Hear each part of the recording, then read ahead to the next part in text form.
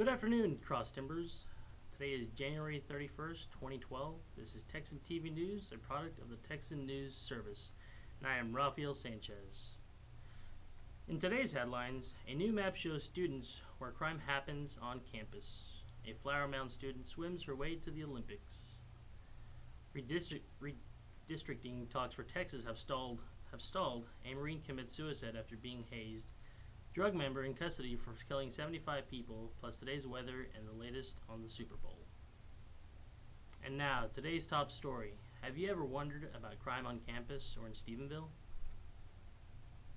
Texan News Service, along with help from Tarleton journalism and broadcast students, has created two interactive crime maps. One details crime reported to Tarleton State University Police, and the other showing crimes reported to Stephenville Police.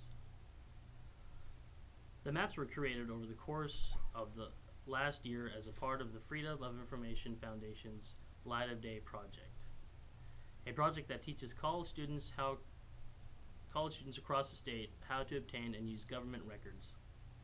Amber Ward, editor-in-chief and senior producer at Texan News Service and Texan TV News, obtained the Tarleton records, which show crimes the university is required to disclose under the Federal Clery Act between January 1st, 2009 and December 31st, 2010. Monica Pierce, managing editor and producer at Texan News Service and Texan TV News, obtained Stephenville police records for the same 2-year period. To date, students have mapped Stephenville records for 2010 for felony crimes reported under Clery. The rest of the records for Stephenville will be mapped in spring 2012. After receiving the records, students in 3 journalism classes spent part of fall 2011 entering data about the crimes into spreadsheets, which were imported and mapped using Google Fusion. You can find the Tarleton map at www.tarleton.edu/Texan News/Tarleton-crime. And the Stephenville crime map at www.tarleton.edu/Texan News/Stephenville-crime. To search for crimes, mouse over the maps to your location. Move your pointer to a red crime scene dot. When your pointer turns into a finger point hand, click for information about the particular crime.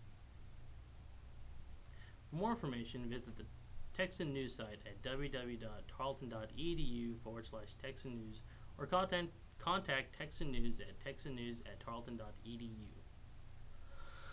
According to Jaguar Pride, a Flower Mound student, Alex Sellers is not your average 16-year-old girl.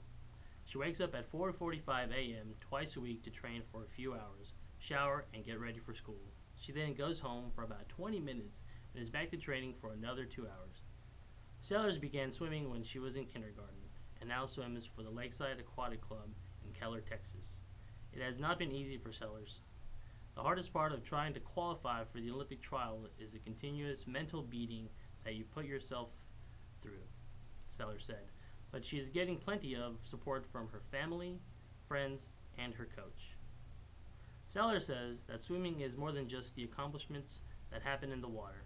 I've had so many life lessons that I've learned through swimming that I apply outside the pool in my everyday life, Sellers said. These lessons that consist of dedication, hard work, and achievement have helped Sellers to be named the 2010-2011 Scholastic All-American Team. The Scholastic All-American Team is made up of high school student athletes who have a grade point average of 3.5 or higher and who have achieved the required time in standard in single event. Alex Sellers has until the beginning of June to qualify for the 2012 Olympic trials. According to the Associated Press, minority groups and Texas officials negotiated in a lengthy clash over new political districts. But these negotiations appeared to be stalled on Monday as both sides prepared to argue in Washington over whether the Republican-drawn maps violate the Federal Voting Rights Act. States typically redraw their political boundaries based on the population figures from the census every 10 years. Out of 9, mostly southern states, Texas requires pre-clearance from the U.S. Justice Department, which changes to electoral maps are made. In San Antonio, a federal court last week gave both sides until February 6th to draw up temporary maps that would remain in place through the election in November. If the temporary maps aren't completed, Texas primaries will be pushed back for a second time, originally scheduled for March. The later the Texas primaries are held, the less influence the state is likely to have on who emerges as a Republican presidential nominee. The concern is how the maps treat minorities. The claim from minority groups is that the maps discriminate by diluting minority voting power. Although Republican leaders say that the maps merely benefit their party's candidates. Today, the closing arguments will be given at the Washington trial. In national news, according to the Associated Press, a Hawaiian-based Marine accused of hazing a fellow Marine who later killed himself in Afghanistan pleaded guilty Monday to assault as part of an agreement with prosecutors. Lance Corporal Jacob Jacoby admitted in a special court-martial that he punched and kicked Lance Corporal Harry Liu. As part of the deal, prosecutors withdrew charges that Jacoby humiliated and threatened Liu. Jacoby said he acted out of anger and frustration that his fellow Marine had repeatedly fallen asleep while on watch while looking for Taliban fighters. That put the lives of his squad members in danger, Jacoby said. Liu committed suicide on April 3rd at a patrol base in Helmand Province, shortly after abuse. The 21-year-old was nephew of U.S. Representative Judy Chu. Two other Marines are also accused of hazing Liu before he shot himself with his machine gun in his foxhole. Sergeant Benjamin Johns, the leader of the squad of the Marines belonged to, and Lance Corporal Carlos Orozco III will have their own separate court-martials later. Both Marines watched the court proceedings Monday. Liu's father, Alan Liu, said his family wants to see what sentence is given to Jacoby.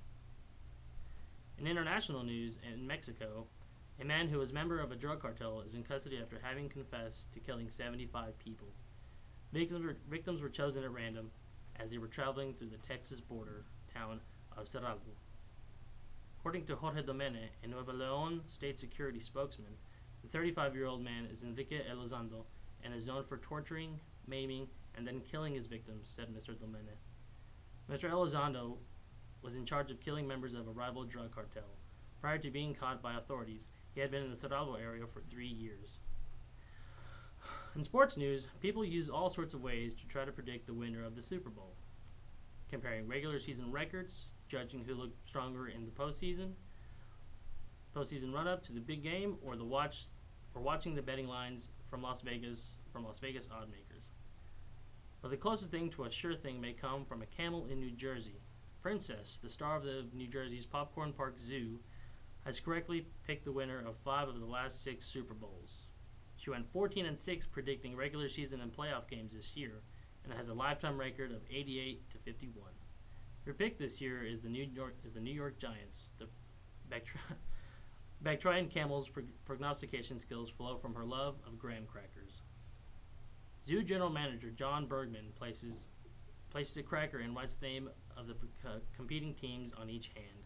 Whichever hand Princess nibbles from is her pick. On Wednesday, she made her pick with no hesitation at all, predicting bad news for Bill Belichick and Tom Brady and the New England Patriots, even though the Las Vegas oddsmakers have New England favored by about 3 points. Today's weather for the Cross Timbers area includes a high of 70 degrees with a low of 50. It will be mostly sunny with a 10% chance of precipitation. Today's stories came from the Associated Press, Yahoo Weather, and the Jaguar Pride. Today's still photos came from Texan News Service and FlomoTexas.com. Today's broadcast was produced by Sharon Trimble, Andrea Berry, Megan Lofton, and Mike Daniels. The engineer today was Matthew Mills. You can follow us on ustream.tv/user/Texan News Service. Don't forget to tell your friends about us and become a fan of Texan TV News on Facebook. I am Rafael Sanchez. Tune in tomorrow for the latest news from the Tarleton State University campus.